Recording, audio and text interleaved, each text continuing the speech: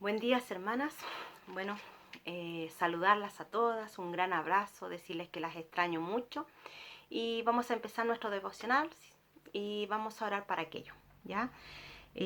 Padre nuestro que estás en los cielos, gracias te damos, Señor, por este día, gracias, Señor, te damos por este tiempo, gracias te damos porque nos das la oportunidad de aprender cada día más de ti.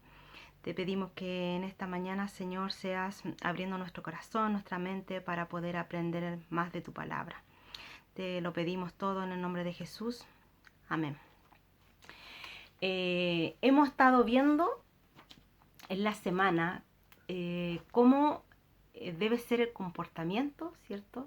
O las características de la vida de un cristiano después de haber sido justificado por fe, ¿cierto? Y el problema de los tiempos de Pablo es el mismo a lo largo de la historia. El problema no está con la gracia, sino que con la interpretación errada que se le da al Evangelio. Así como en aquellos tiempos había legalistas de la ley, hoy también, y también tenemos legalistas de la gracia. Los legalistas de la ley creen que por guardar la ley pueden ser salvos. Y los legalistas de la gracia creen que porque Cristo les dio la libertad, pueden hacer lo que se les da la gana con su vida. Total, Dios es tan bueno que siempre los va a perdonar. Entonces Pablo es enérgico en esto y dice, no uséis la libertad como ocasión para la carne. Entonces les voy a pedir que sigamos y busquen en Gálatas del versículo 5, del verso 16 hasta el 21. Dice así, digo pues, andad en el Espíritu y no satisfagáis los deseos de la carne, porque el deseo de la carne es contra el Espíritu y el Espíritu es contra la carne, y estos se oponen entre sí para que no hagáis lo que quisierais. Pero si sois guiados por el Espíritu, no estáis bajo la ley. Y manifiestas son las obras de la carne, que son adulterio, fornicación, injusticia, lascivia, idolatría, hechicería, enemistades, pleitos, celos, iras, contiendas, disensiones, herejías, envidias, homicidios, borracheras, orgías y cosas semejantes a estas, acerca de las cuales os amonesto, ya os he dicho que los que practican tales cosas no heredarán el reino de Dios. Si yo pienso que Jesús murió para darme libertad y con eso puedo hacer lo que se me da la gana o vivir en pecado, no estoy entendiendo el plan que Dios tenía para nosotros. Jesús murió para librarme del pecado y a consecuencia de esto me dio libertad. Y esto es para que yo no me someta, ¿cierto?, a la esclavitud del pecado. El esclavo no sabe lo que es vivir en libertad. Solo obedece a su amo. Vive para los deseos de su amo. Un esclavo no tiene derecho a soñar. ¿Sabe por qué? Porque es esclavo. Y así estábamos nosotros antes. Éramos esclavos de nuestros pecados. Pero desde que conocimos a Jesucristo, Él nos hizo libre. La vida en Cristo es una vida de libertad. Jesús dijo, yo he venido para que tengan vida y para que la tengan en abundancia. Los cristianos experimentamos una lucha entre el espíritu y la carne. Y ojo, solo digo los cristianos, o sea, solamente los hijos de Dios, porque las personas que no son cristianas, las personas que no son hijos de Dios, a veces quizás experimentarán el remordimiento, ¿ya? Un pecado más para ellos, un pecado menos, a ellos les resbalan. ¿Y por qué? Porque esas personas viven sin Dios, viven en el pecado, son esclavos del pecado. Y los cristianos, desde que conocimos a Dios, ¿cierto? De que fuimos justificados por fe, los cristianos tenemos el Espíritu Santo, que nos avisa cuando hay un pecado cerca. Y ese es el resultado de ser hijo de Dios. Cada uno de nosotros tiene un campo de batalla en nuestra mente y en nuestro corazón, ¿cierto? Entre el espíritu y la carne. Mire lo que dice Romanos 7, del 22 al 23. Dice así: porque según el hombre interior me deleito en la ley de Dios, pero veo otra ley en mis miembros, que se rebela contra la ley de mi mente y me lleva cautivo a la ley del pecado que está en mis miembros. Esa lucha se experimenta diariamente en usted. Y solamente usted y yo sabe quién gana esa batalla entre la carne o el espíritu. Todo ser humano, todo cristiano, y voy a meter a los hijos de Dios también en esto, todos quisiéramos satisfacer los deseos de la carne, y el que diga que no es mentiroso. Porque mientras estamos en la tierra, en este cuerpo corruptible, seguimos teniendo deseos provocados por la carne, que nos impulsa a hacer cosas en contra del Espíritu Santo.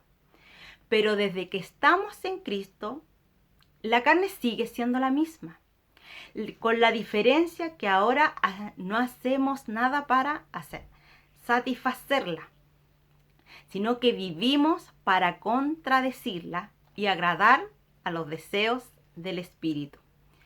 Cuando una persona se entrega a Jesús, permite que el Espíritu de Dios habite en él, la obediencia brota sola.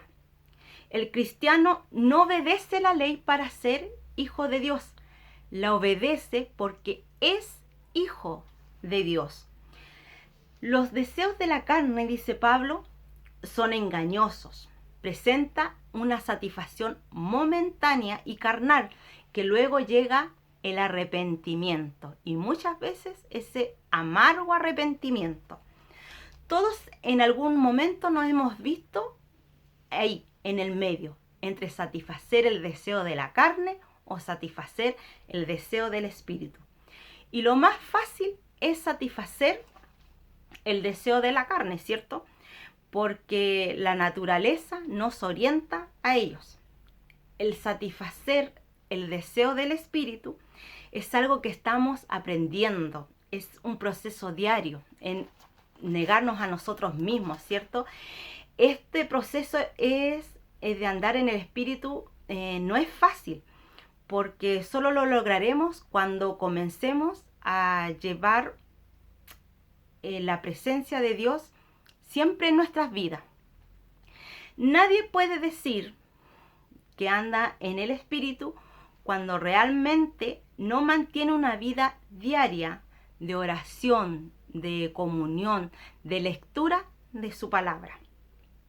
Vivir en el espíritu es vivir conectado con Dios, es analizar cada cosa que se hace en el día para evaluar si lo que yo estoy haciendo agrada a Dios.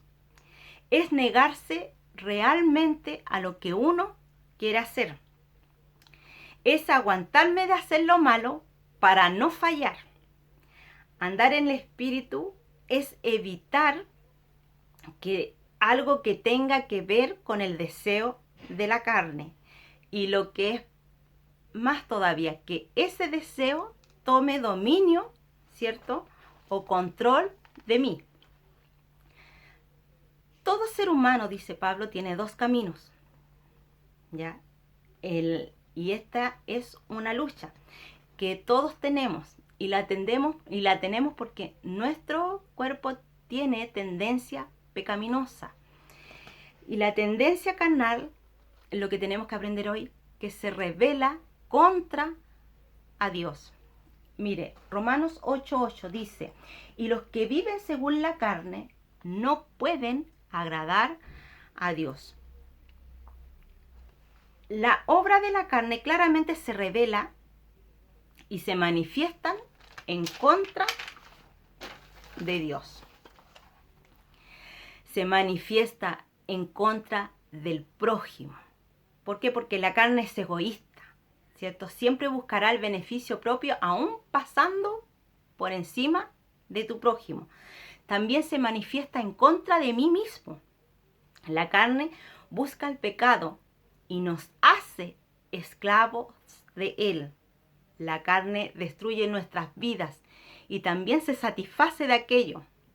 Romanos 8:1 dice: ahora pues, ninguna condenación hay para los que están en Cristo Jesús, los que andan conforme a la carne, los que no andan conforme a la carne, sino conforme al Espíritu.